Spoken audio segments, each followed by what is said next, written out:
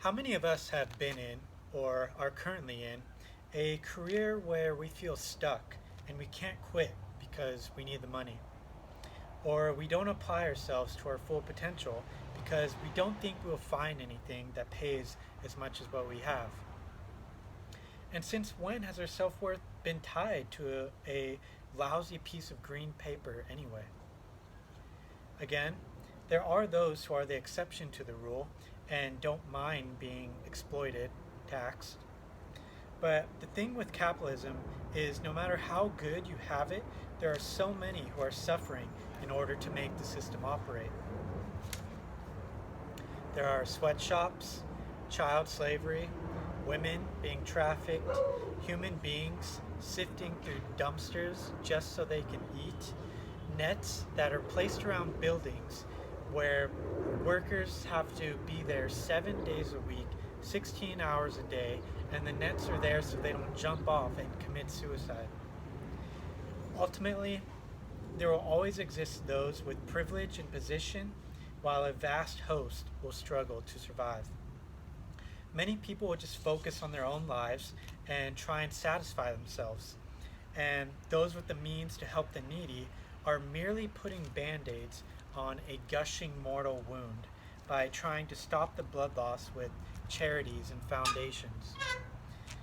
There is an alternate mode of living where we don't have to have the insanity of a professional athlete being paid millions for wearing a brand, while the workers who produce the brand in third world countries barely make $1 a day. Both are humans, yet one lives in the slums and the other like a king or queen. Both have a job, but one clearly has more access to liberty and rights than the other. There are billions that comprise the poor classes that have no health care but have to go to work anyways, have loads of stress every day financially, emotionally, have very little leisure time and are limited in ways that they can spend it, as well as knowing there will always be days that will pass in which they will not be able to eat if they want to be able to afford to keep a roof over their head in the ghetto. Now, imagine if all these people, if all those people were able to acquire a proper education and use their untapped abilities to concentrate on something other than survival. How many more great ideas and inventors would we have? How much more abundance would there be to go around with equal distribution of opportunity?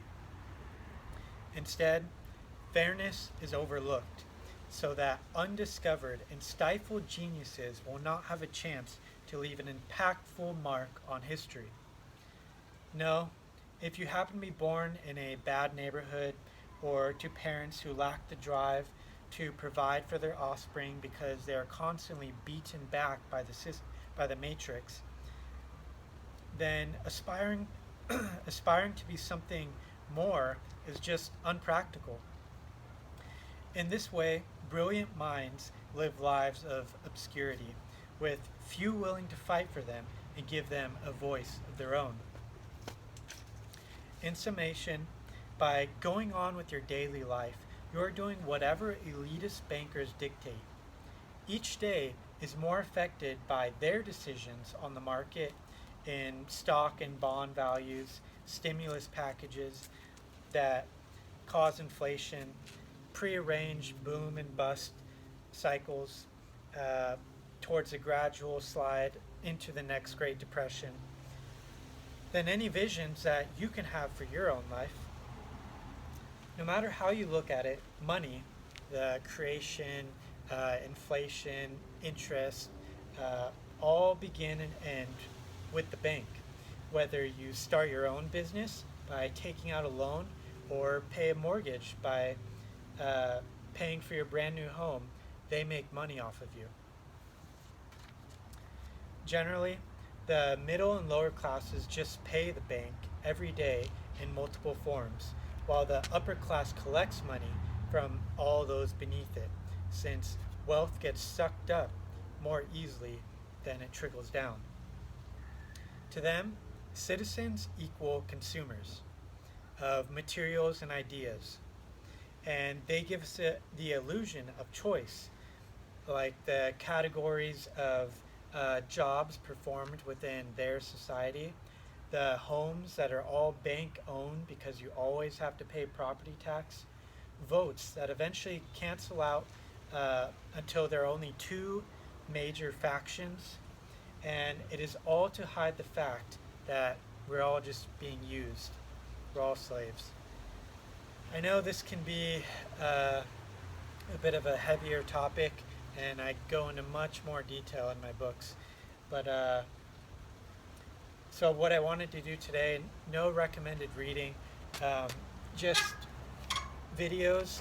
More specifically, I'll leave in the show notes, but one is Joy Camp, and they leave kind of comedic short skits that you almost have to laugh just to prevent yourself from crying, and they just paint a very realistic image of how the world actually functions versus what we see on commercials or what we're told, what we learn in school. And I'll also be leaving some other resources, references, if you want to look at more topics relating to capitalism.